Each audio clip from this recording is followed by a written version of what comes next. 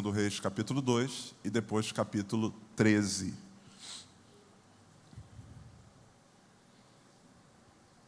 A gente vai ler a partir do versículo 11. 2 Reis 2, 11. Quem achou, diga amém. Não achou, diga me espera. Espera um pouquinho. 2 Reis fica depois de 1 Reis.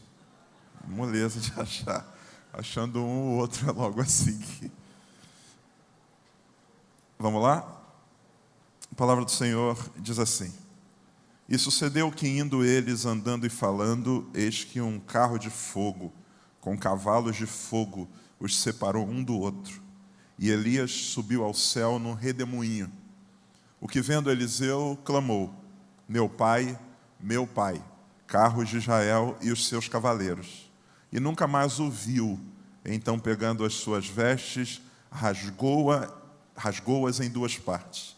Também tomou a capa de Elias, que dele caíra, e retornou e parou à margem do Jordão. E tomou a capa de Elias, que dele caíra, e feriu as águas, e disse: onde está o Deus de Elias?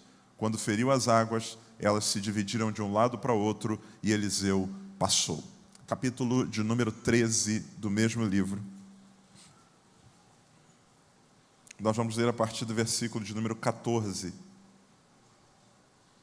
2 Reis 13, a partir do verso 14. Diz assim: E Eliseu estava doente da enfermidade de que morreu. E Jeoás, rei de Israel, desceu para visitá-lo.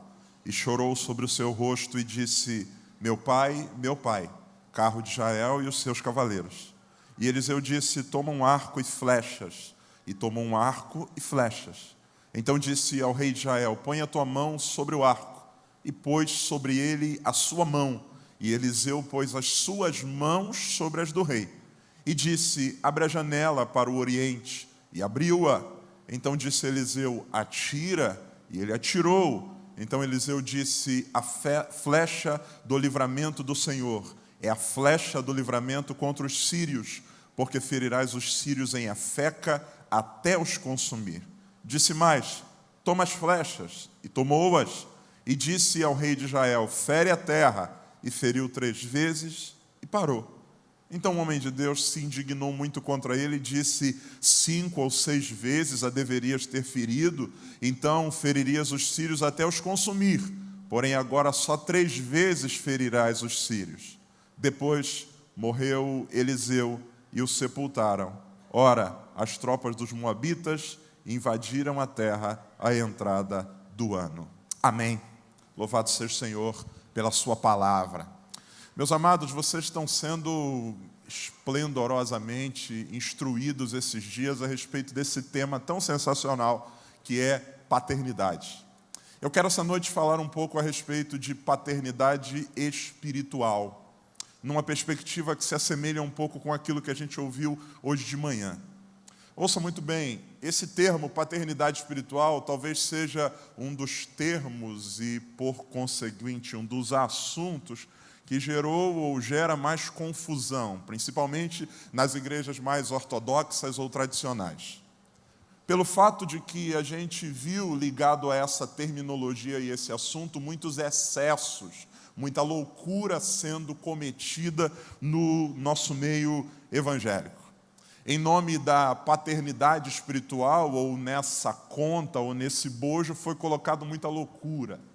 Da parte daqueles que se diziam os pais espirituais, e que muitas vezes despejaram sobre aqueles que eram seus mentoreados ou liderados, seus excessos de grandeza, seus desejos de serem reconhecidos, suas vontades de exercer não autoridade, mas autoritarismo. Isso fez com que muita gente, ao ouvir isso, ficasse até arrepiado, porque ter um pai espiritual para muita gente virou sinônimo de estar debaixo da subserviência de alguém. Do outro lado, a gente tem também excessos daqueles que eram os mentoreados aos filhos espirituais. Gente que não conseguia enxergar na figura que o liderava um líder, mas enxergava ou projetava nesse alguém as suas carências afetivas, projetava nesse alguém aquele que poderia solucionar todos os problemas. E quanta gente substituiu a figura ou a orientação divina e da sua palavra pela simples ordem qualquer de um líder qualquer que seja. Essa distorção desse assunto causou muita loucura e muita confusão no nosso meio. Uma das palavras mais usadas no meio desse processo é a palavra honra, que muitas vezes foi distorcida.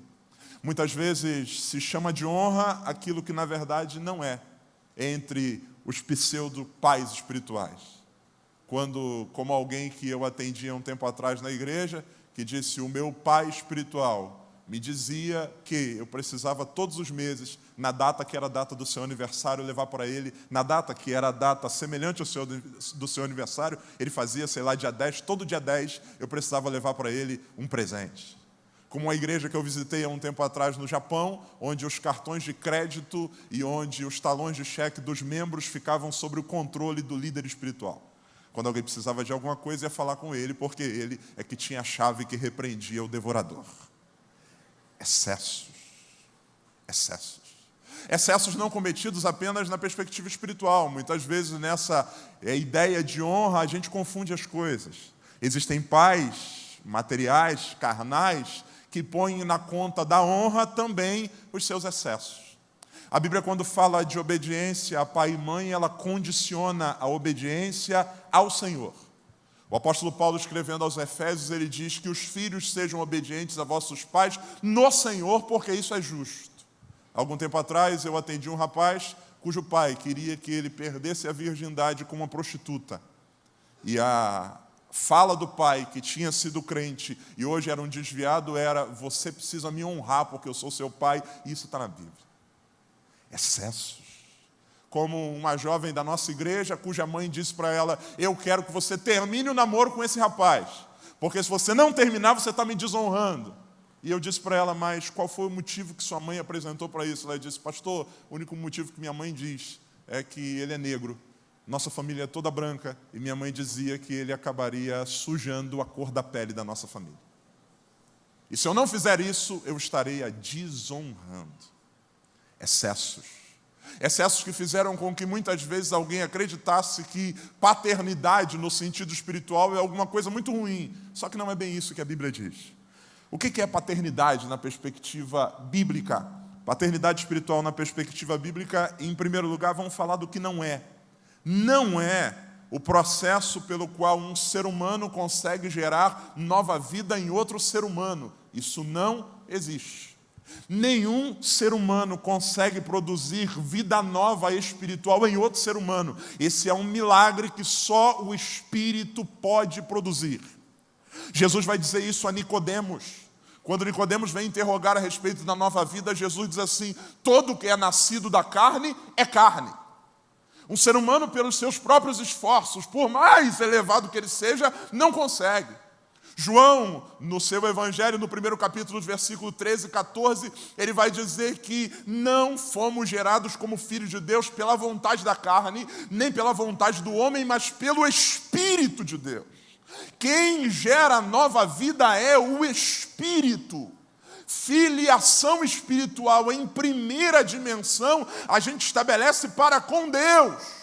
E é isso que toda a Bíblia vai apontar. O apóstolo Paulo, quando fala, por exemplo, do seu papel como líder, como mentor, ele vai apontar o tempo inteiro para a realidade de que ele espelha Cristo. Ele diz, sejam meus imitadores, assim como eu sou de Cristo. Ele diz, eu sinto por vocês algo que é semelhante a dores de parto, até que Cristo seja gerado em vós. Ele vai dizer a Timóteo, meu filho, fortifica-te na graça que não está em mim, na graça que há em Cristo Jesus, o nosso Senhor. Então, o que não é paternidade espiritual? Paternidade espiritual não é a capacidade que alguém tem de gerar vida nova em alguém. Eu não consigo isso. Quanta gente que a gente se esforça por pregar tanto, a gente insiste tanto e parece que o coração não se abre, porque a Bíblia diz que quem convence do pecado, da justiça, do juízo e torna filho de Deus é o Espírito do Senhor. Assim como tem gente que se converte de maneira completamente esquisita e estranha. Tem, por exemplo, um rapaz que eu acompanho lá na igreja, ele vem de uma família cujos pais dele são fundadores de uma seita louca e oriental, e ele veio trazido por uma menina que ele conheceu, entrou no gabinete e disse: pastor, minha cabeça é muito confusa, eu já fui de tudo que é religião, o que o senhor me indica fazer? Falei: vamos fazer o seguinte, vamos ler a Bíblia, juntos, vamos. Começamos a marcar uma vez por semana para sentar para ler a Bíblia. Na segunda leitura de um texto bíblico, ele parou e disse assim: isso é a verdade. Eu falei: é a verdade, eu quero aceitar esse Jesus. Eu falei: não, cara, calma aí, ainda faltam 13 lições, a gente está começando agora. Eu tinha programa, eu quero me converter a Cristo. É o Senhor quem opera o milagre da conversão. O que é paternidade espiritual na perspectiva bíblica? Se não é um ser humano gerando vida espiritual em outro.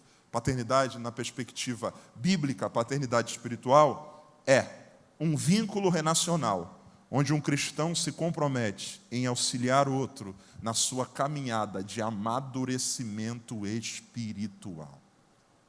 Eu não gero vida, mas uma vez que eu me comprometo com alguém e auxiliá-lo na caminhada de crescimento, eu posso ser bênção na vida dele. Eu costumo dizer que quando a gente aceita Cristo, a gente está pronto para morrer. O problema é que a gente não morre. Se nós fôssemos como o ladrão da cruz, o cara diz: Senhor, lembra de mim, ainda hoje tu vai estar comigo no paraíso. Foi arrebatado, fechou a conta. O problema é que o cara vem aqui à frente arrependido, entrega a sua vida a Cristo, se arrepende dos seus pecados, o Espírito Santo faz uma obra nele de conversão, ele reconhece a Cristo como Salvador, ele está pronto para morrer, mas não morre. E aí o que ele precisa agora? Ele precisa, assim como eu, aprender a viver de novo. Ele precisa aprender a falar diferente. Ele precisa aprender a se relacionar diferente. Ele precisa aprender a andar diferente. E nesse processo, a figura de um cristão que possa tomá-lo pela mão e ajudá-lo nesse processo de desenvolvimento espiritual é fundamental. Isso é o que a Bíblia chama de discipulado. Isso é o que a Bíblia chama desse compromisso cristão de amarmos uns aos outros e caminharmos juntos. Solidão é possível viver só, mas a Bíblia diz que não é bom. Deus disse desde o princípio que não é bom que a gente vivesse sozinho. A Bíblia diz que se a gente estiver sozinho e vier a tropeçar, e isso é possível, quem o levantará? Então ouça com muita atenção, você já vai entender onde eu quero chegar. Quando a gente fala de paternidade na perspectiva espiritual, a gente não está falando do projetar do ego de alguém sobre o outro. A gente não está falando de subserviência de alguém sobre alguém que é inferior. A gente está falando dessa caminhada juntos, de alguém que se torna filho de Deus, que é admitido, que é tomado, que faz parte da família da fé, e agora vai ter alguém mais experiente, mais maduro, que vai ajudá-lo a caminhar e a desenvolver essa nova vida que foi recebida do Senhor para a glória de Deus. Por que eu estou dizendo tudo isso? Porque o texto que nós acabamos de ler, os dois deles, fala um pouco a respeito dessa relação de mentoria, de pastoreio, de paternidade espiritual. E aqui eu quero abrir um parênteses. O fato da gente ter um bom pai espiritual, e aqui eu não estou falando de Deus, eu estou falando aqui nessa relação da gente dar as mãos e caminhar juntos e aconselhar uns aos outros e confessar as nossas culpas uns aos outros e ser mentoreado e ser ministrado. O fato da gente ter um bom pai espiritual não é o único fator que determina o sucesso da nossa caminhada. É o que o texto vai dizer. Segundo livro do Reis, capítulo de número 2 e o capítulo 13, eles são dois textos muito semelhantes, em alguns aspectos. Em primeiro lugar, eles têm em comum um personagem. No capítulo de número 2, a Bíblia fala da transição profética de Elias para Eliseu. No capítulo 2, Eliseu está presente. Ele é aquele que vai receber de Elias a capa como símbolo do ministério e vai ser o seu sucessor. No capítulo 13, a gente tem de novo Eliseu presente. Agora Eliseu não é mais alguém que está começando o seu ministério, como no capítulo 2, recebendo de Elias. No capítulo de número 13, a Bíblia vai dizer que Eliseu já é velho e está doente da doença que morreria. No capítulo 2, ele está no início. No capítulo 13, ele está no final. Em ambos os capítulos, a gente tem a mesma figura. Eliseu aqui sendo mentoreado e aqui sendo mentor. Aqui ele é filho espiritual de Elias, aqui ele é autoridade, pai espiritual do rei Jeoás, que é o rei de Israel. Nos dois casos, Eliseu está presente. Segunda coisa semelhante nesses dois textos é nos dois textos nós temos um momento de transição. No capítulo 2, sai de cena Elias e assume Eliseu. Elias vai ser tomado por Deus e Eliseu agora vai caminhar, traçando a sua história sozinho. No capítulo 13, sai de cena Eliseu e Jeoás, que é o rei de Israel, vai caminhar sem essa figura. No primeiro texto, é Eliseu quem fica. No segundo texto, é Jeoás quem fica, porque Eliseu se vai. Terceiro, nos dois textos nós temos uma frase em comum. No capítulo 2, quando Eliseu vê Elias sendo tomado por Deus num redemoinho com carros de fogo e cavalos de fogo, ele diz assim: meu pai, tu eras como carros de Israel e os seus cavaleiros. No capítulo 13, quando Jeoás entra no quarto e vê Eliseu deitado sobre o leito tomado pela doença que ele morreria, Jeoás diz assim: meu pai, tu eras como os carros de Israel e os seus cavaleiros. Obviamente, Elias não é pai biológico de Eliseu, nem Eliseu é pai biológico de Jeoás. A expressão pai usada aqui tem a ver com essa figura de reverência. Eles estão dizendo, o que essa frase significa é: tu eras como o carro de Israel e os seus cavaleiros, é o seguinte: tu eras como um exército de um homem só. Eles estão dizendo, a tua força é semelhante à dos carros de Israel e os seus cavaleiros. Ou seja, olhando para você, a gente via a força de um exército. Eliseu, olhando para ti, eu via em você a força de um exército. Elias, olhando para você, eu via a força de um exército. A ideia de que alguém que está ali e que é uma referência. Porém, as semelhanças do texto terminam por aqui. Mesmo personagem, mesmo momento, mesma frase, só que se a gente continua lendo, a gente vai ver que essas duas histórias tomam trajetórias completamente diferentes. No primeiro texto, do capítulo de número 2, depois que Elias se vai, Eliseu vai fazer, diga comigo por favor, o dobro, pode ser melhor, diga o dobro do que Elias fez. No segundo texto, Jeoás vai fazer metade do que aquilo que Eliseu disse que ele poderia fazer.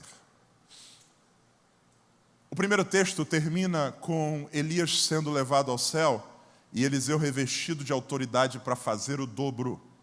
O segundo texto termina com Eliseu revoltado, dizendo assim: por que você não jogou 6 flechas? Você só jogou 3. Você fez só metade daquilo que Deus tinha projetado para você. O que Deus queria é que você destruísse os sírios, mas como você só jogou 3 flechas, você vai feri-los apenas 3 vezes. O que diferencia esses dois textos? Número 1, Elias é para Eliseu uma referência externa de motivação. Quando Eliseu olha para Elias, o que ele vê é uma referência externa de motivação. Eu quero ser como esse cara, porque esse cara é um homem de Deus. Eu quero seguir os passos desse cara, porque esse cara, ele é alguém cheio de Deus.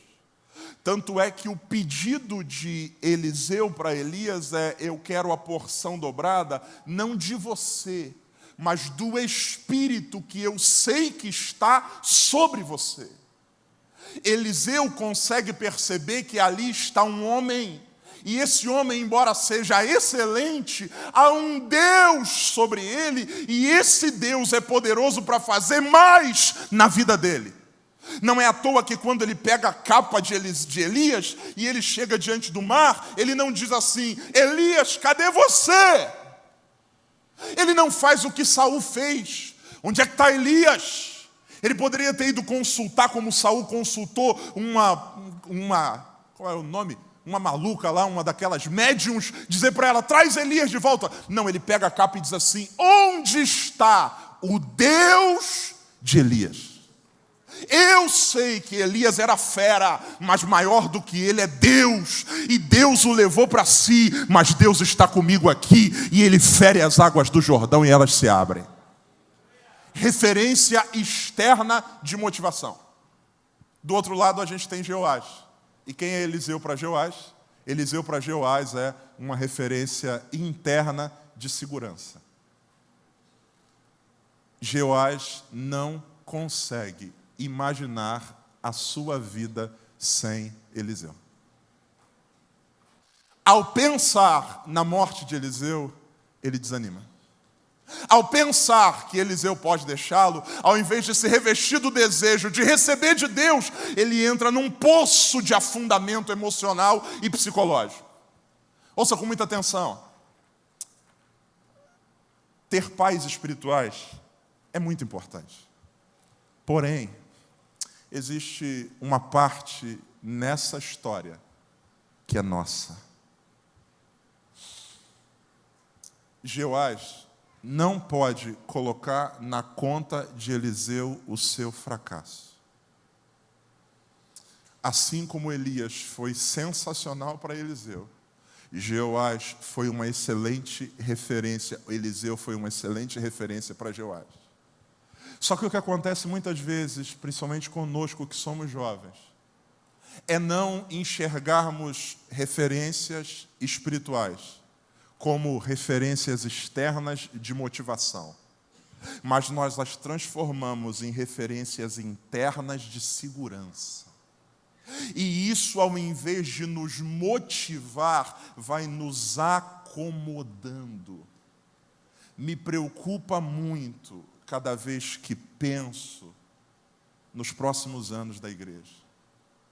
Porque entre alguns jovens, o que a gente percebe é um completo não envolvimento sério com as coisas de Deus.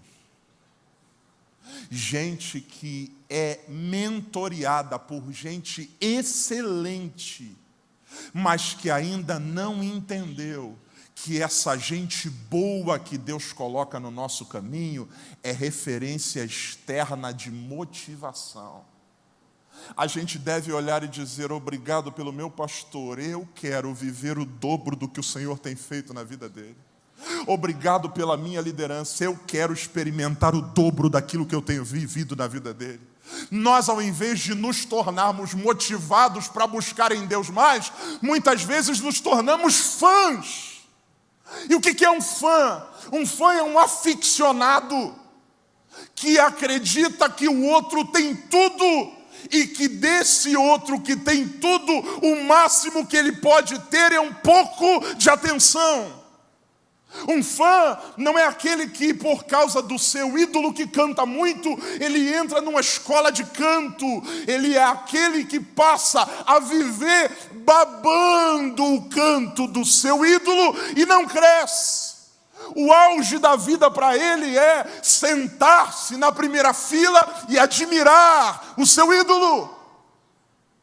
E a Bíblia vai dizer que toda idolatria gera paralisia. Todas as vezes que eu transformo algo em meu ídolo, eu paro.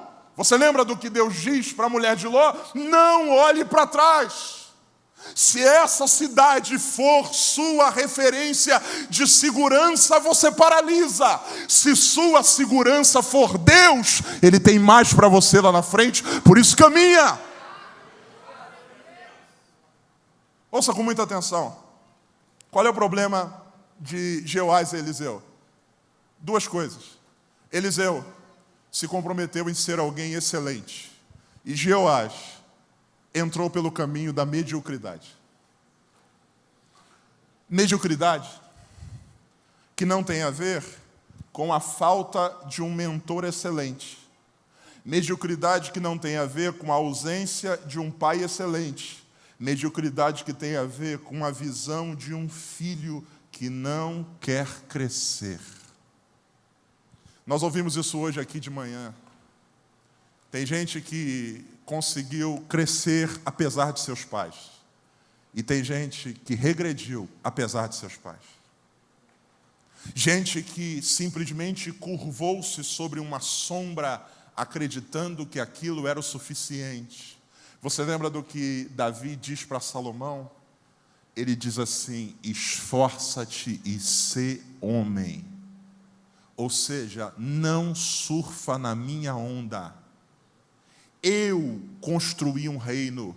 Deus me deu graça para acumular tesouros, mas tu segue o mandamento do Senhor teu Deus. Porque Deus não tem netos, Deus tem filhos. Filhos. Mediocridade é o que Jeoás resolve viver. Ele vai viver, diga comigo, metade, pode ser melhor, diga metade do que poderia. Medíocre. É interessante, a palavra medíocre tem várias possíveis etimologias, mas tem uma que eu acho muito interessante. Alguns dizem que a palavra medíocre ela é a soma de dois vocábulos latinos, medium e ocre. Médio tem a ver com média, metade, limite. Ocre é uma palavra que é prima, parente de uma palavra chamada colis, de onde vem a palavra colina ou montanha. Então, médium, ocre ou medíocre seria aquele que chegou até a metade da montanha. Médium e ocre, colina ou montanha. E a sensação, ou o estar, ou o viver na mediocridade é muito confortável. Porque o que é a mediocridade? É a metade da montanha. Eu tenho esses 3 degraus para subir. Eu subo até o segundo. E paro. Por que ela é confortável? Porque olhando para baixo, eu tenho gente muito pior do que eu. Olhando para cima, ainda falta para chegar. É aquele... Você já deve ter feito isso com seu pai e com sua mãe. Cheguei em casa com um boletim de matemática, tinha tirado 4. Sempre tirei boas notas. Nesse dia que eu cheguei, minha mãe disse para mim assim: e o boletim? O Satanás roubou. Não, está na tua mochila. O ladrão veio para matar, roubar e destruir. A gente vai botando, crente, a gente bota toda a culpa no diabo. Apresentei o boletim para ela. Ela disse: 4 em matemática? Sim, mãe. Mas quanto valia a prova? 10. E você tirou só 4. Aí sabe qual é a desculpa do medíocre? Mas a maioria da turma tirou 2. O que eu estou dizendo? Eu não cheguei no alto da montanha, mas olha para mim, tem muito mais gente lá embaixo. Há jovens vivendo assim. Eu não sou o que Deus queria que eu fosse, mas eu não estou com um cachimbo e uma pedra de crack na mão. Eu não sou aquilo que Deus gostaria que eu fosse, mas também eu não estou agora jogado na sarjeta. Eu comprei a camisinha do Congresso e estou aqui, a camiseta do Congresso e estou aqui, participando. Olhando para baixo, isso vai deixando a gente confortável. Quando o que Deus tem para nós é infinitamente mais. Eliseu resolve, decide que vai viver o dobro, e é isso que Deus tem para nós. Qual é o problema de Jeoás? O problema de Jeoás é muito simples.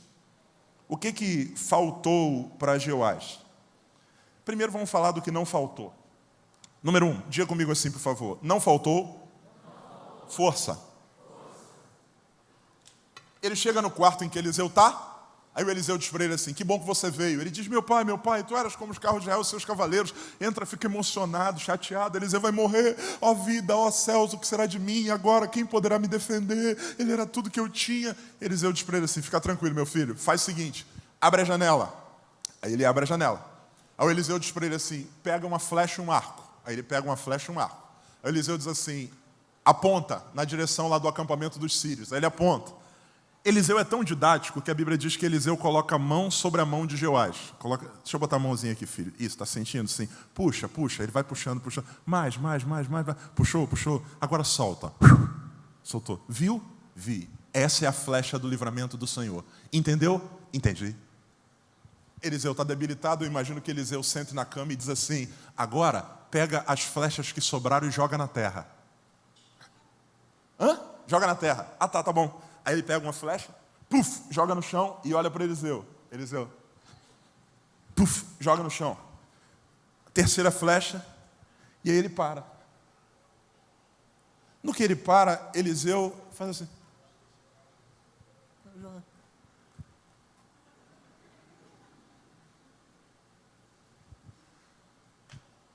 Quem é o doente nesse quarto? Eliseu. Quem é o debilitado nesse quarto? Eliseu. Jeoás está cheio de força e de vigor. Jeoás não para no meio do caminho porque faltou força. Ele tinha disposição e vigor para ir além. Muitos de nós dão desculpa para a mediocridade espiritual que vivemos, botando culpa na falta de força. Mentira, senhores. Se tem uma das coisas que a Bíblia diz a respeito dos jovens é que nós somos o quê? Fortes. Não faltou força para Jeoás. Segunda coisa que não faltou para Jeoás, não faltou recurso. Eliseu olha para ele e diz assim, por que você não atirou 6 flechas? Eliseu não tem problema de visão. Diga comigo, ainda há flechas na aljava. Recurso ele tem possibilidade de jogar mais. Então não faltou força e não faltou recurso. Terceiro, não faltou orientação. Eliseu mostra como faz. Abre a janela, coloca a mãozinha, puxa, é a flecha do livramento. Vamos lá? Diga, a flecha do livramento. A flecha do livramento. Entendeu? Entendi. Agora joga. E ele para no meio. Não faltou força, não faltou recurso, não faltou orientação. Quarto, não faltou apoio. Eliseu está ali do lado. Diferente de Elias, Elias foi e deixou uma capa. E o que eu faço com a capa agora? O que eu faço com essa capa? Eu passo no corpo, eu visto e viro Superman. Ele pega a capa e ele diz assim, onde está o Deus de Elias? E bate, no que ele bate se abre. Entendi. No caso de Jeoás, não. Eliseu está do lado, dizendo assim, se precisar eu estou aqui. Vai lá, joga as flechas. Orientação. Não faltou força, não faltou recurso, não faltou orientação. Sabe o que faltou? 2 coisas. Número 1, vontade. Sabe qual é um dos grandes problemas da nossa geração? Falta de vontade. E sem vontade, irmão, a gente não vai. Deus tem nos abençoado muito com força. Vivemos o auge da nossa vida. A disposição que a gente tem agora, com o passar do tempo, ela vai caindo e decrescendo. Vivemos, pela graça de Deus, supridos em muitas áreas. Deus tem nos dado orientação. Fazemos parte de uma igreja onde temos palavra. Vivemos um momento onde Deus tem levantado lideranças de influência no nosso Brasil. Temos sido alavanchados, não sei se esse é o termo que eu posso usar, sofrido uma avalanche de palavras de conhecimento, de sabedoria, de literatura boa, aquilo que muitos dos nossos pioneiros não tiveram. Gente que subiu em cima do lombo de um animal e tinha uma Bíblia que mal sabia ler e saiu rompendo as fronteiras desse Brasil para pregar. A nossa juventude, a nossa galera hoje tem seminário disponível, tem material acessível, tem Bíblia no celular, tem e-book, tem tudo que é coisa, recurso e orientação a gente tem de sobra. Sabe o que falta a muitos de nós? Vontade. Sabe por quê? Se o problema for falta de força, Deus resolve. A Bíblia diz que Ele multiplica as forças do que não tem nenhum vigor. Se está faltando força, Deus dá. Se está faltando disposição, Deus multiplica o que não tem e concede. A Bíblia diz que os que esperam no Senhor experimentam o milagre da renovação inexplicável. Caminham e não se cansam, correm e não se fadigam, sobem com asas como de águia. Se falta força, Deus dá. Se falta recurso, Deus é dono do ouro e da prata. E Ele concede. Eu fui criado no Complexo do Alemão, no Rio de Janeiro. Venho de uma família pobre que migrou da Paraíba para o Complexo. Eu morei dos 7 meses de idade até os 24 anos lá. De 7 meses até 14 anos, eu morava com a minha família num barraco, num subsolo, que tinha 2 cômodos e um banheiro. Eu fui dormir a primeira vez numa cama, eu tinha 14 anos de idade. Com 7 anos, eu fui levado por uma tia minha para uma reunião de oração. Do fogo, do manto, do Remefly.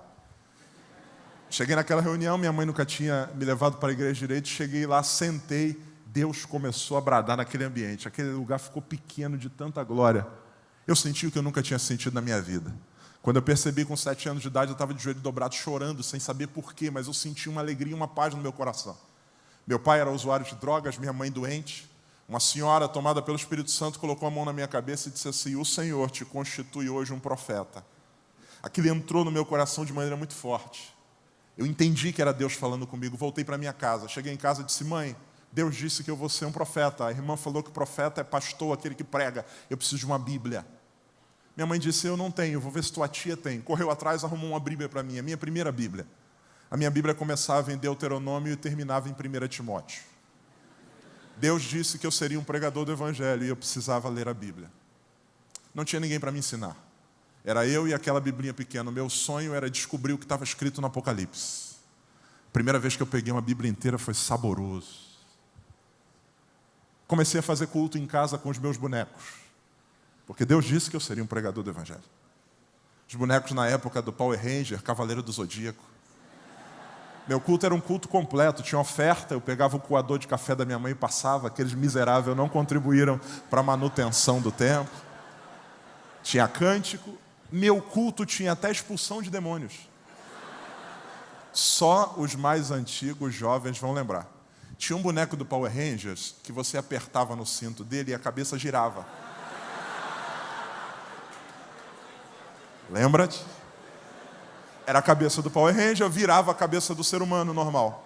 Eu colocava ele sentado, iniciava a oração, ia discretamente e apertava no botão. A cabeça do Power Ranger aparecia: Satanás, tu estás aqui. Começava a intercessão e voltou ao normal, está liberto para a glória de Deus. As pessoas iam na casa da minha mãe e diziam assim: tem que levar esse moleque num psicólogo, ele tem problema.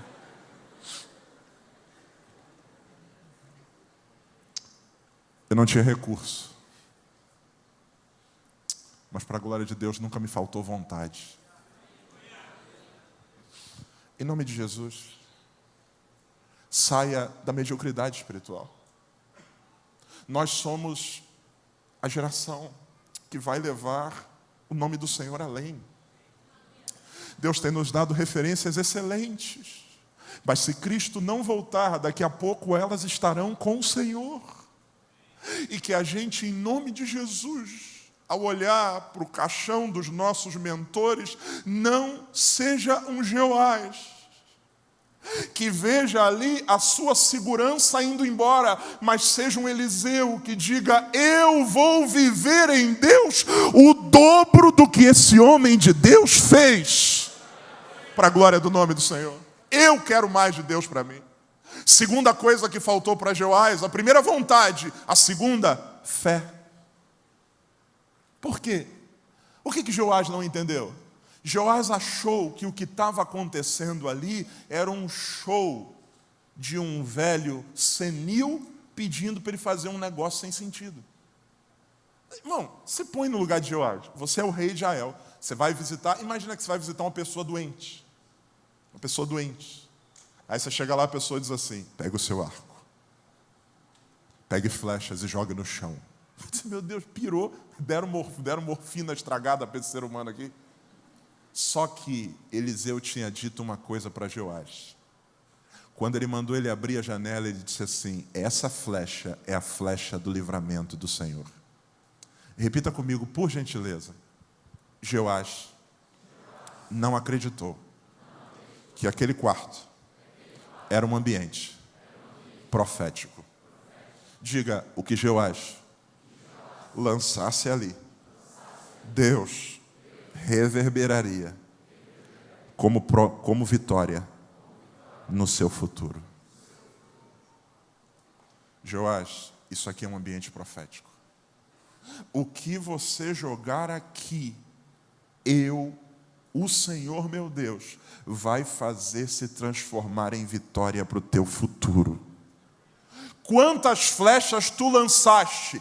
3. Então ferirás 3 vezes. Sabe o que era para Jeoás ter feito?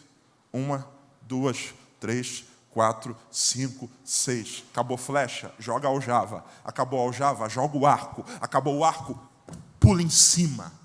Porque se Deus está dizendo que o que é feito aqui reverbera como vitória para o futuro, eu quero lançar tudo aqui diante do Senhor.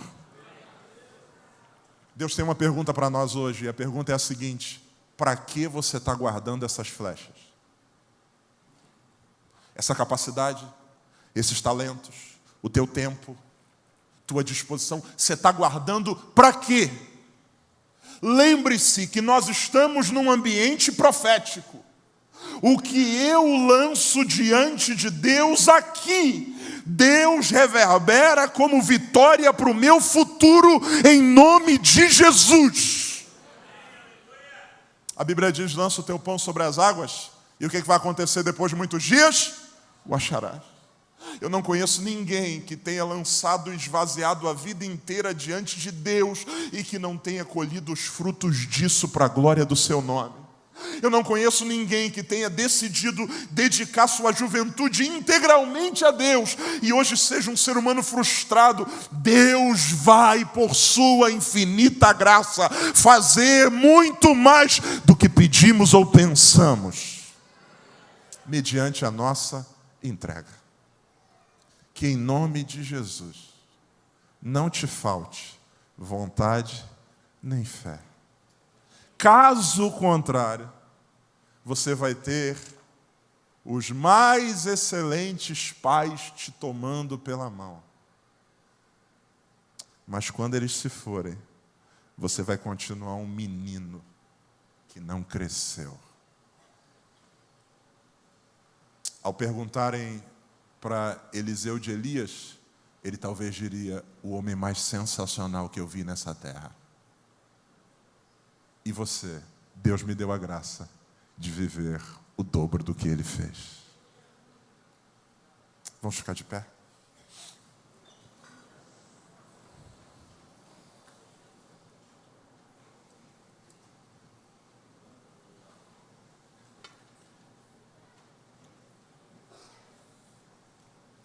Eu quero orar. Você pode fechar seus olhos? Nessa oração eu quero fazer um desafio. Convite é quem quer ser abençoado. Aí vem todo mundo. Um desafio. Você que está aqui e Deus falou contigo. Você tem vivido aquém daquilo que Deus preparou para você.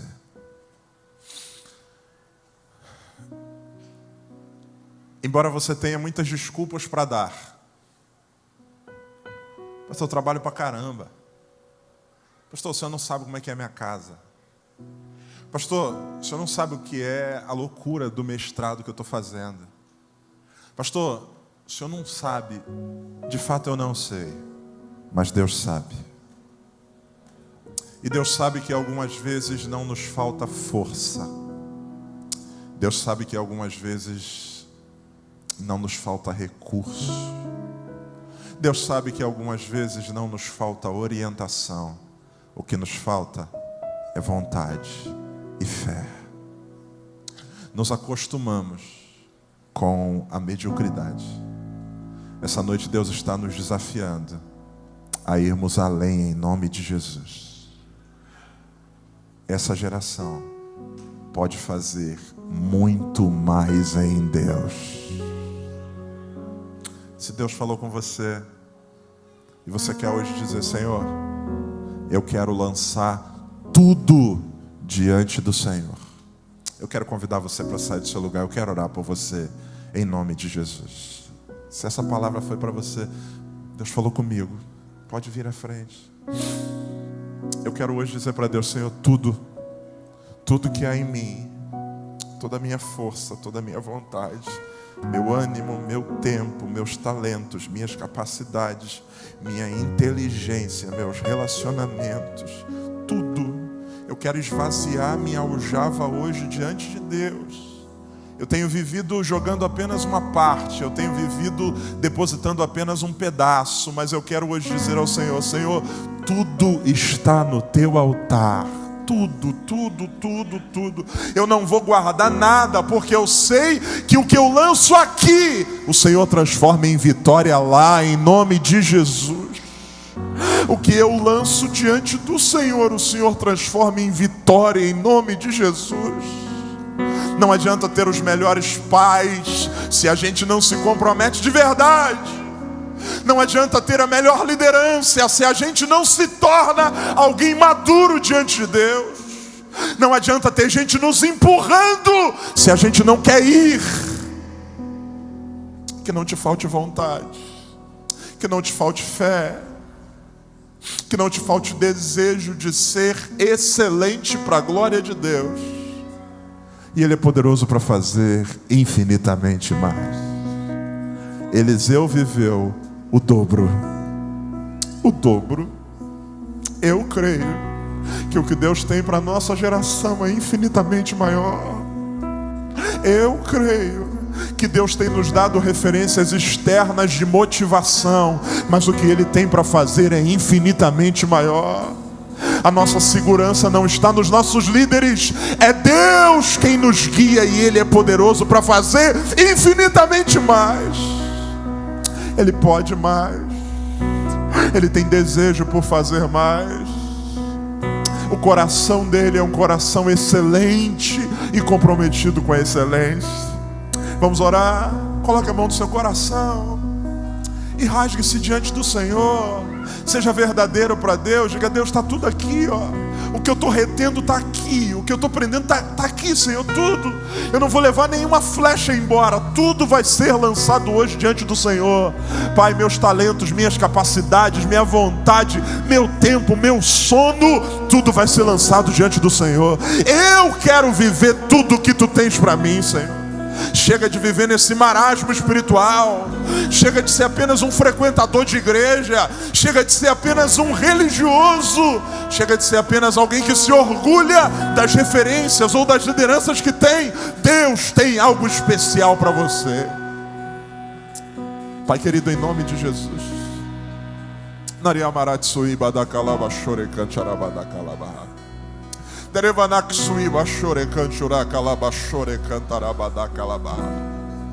Eu quero, Pai, em nome de Jesus, te agradecer.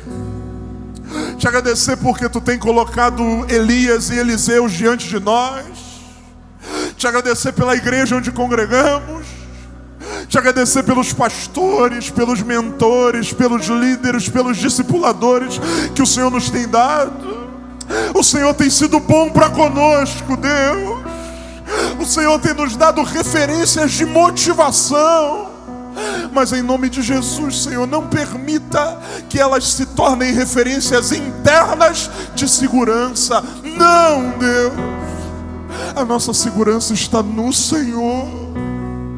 Os homens passam, os homens vão, a terra muda, mas o Senhor permanece para sempre, Deus. Nós queremos estabelecer um compromisso com o Senhor. Nós queremos estabelecer uma aliança com o Senhor, de tal maneira que indo Elias, o Deus de Elias ainda será o nosso Deus. De tal maneira que indo Eliseu, a gente ainda vai ver a vitória contra os sírios. Deus, em nome de Jesus, nós queremos essa noite esvaziar a nossa aljava diante do Senhor. Tudo que há em nós bendiga o Teu santo nome. Tudo que há em nós bendiga o Teu santo nome. Tudo que há em nós bendiga o Teu santo nome. Queremos colocar o Teu reino em primeiro lugar e crer que todas as demais coisas serão acrescentadas. Lançamos as nossas flechas nesse ambiente que é profético, Deus. Nós colocamos diante do Senhor os nossos sonhos, os nossos anseios, as nossas carências. Colocamos diante do Senhor a nossa vontade, a nossa disposição, os nossos talentos, nossos dons, capacidade, inteligência, crendo que enquanto a gente lança aqui diante do altar, o Senhor vai pavimentando uma história de milagres em nome de Jesus. Os recursos para o casamento estão nas tuas mãos. O futuro está nas tuas mãos. Senhor, o sucesso está nas tuas mãos. Não há ninguém que, tendo deixado pai e mãe por causa de ti, não há ninguém que, tendo deixado tudo por causa do Senhor e te seguido, não receba 100 vezes mais nessa vida e mais a vida que está por vir. Que não nos falte fé para crer que Deus é poderoso para transformar a nossa entrega em vitória em nome de Jesus. Que para a tua glória a gente rompa com a mediocridade, que para teu louvor a gente decida ser excelente para a glória de Deus, que vejamos muito mais milagres, que vejamos muito mais sinais, que sejamos usados com muito mais ousadia no Espírito, porque o teu nome é de ser glorificado em nós. Que seja assim, hoje e sempre. Amém e amém.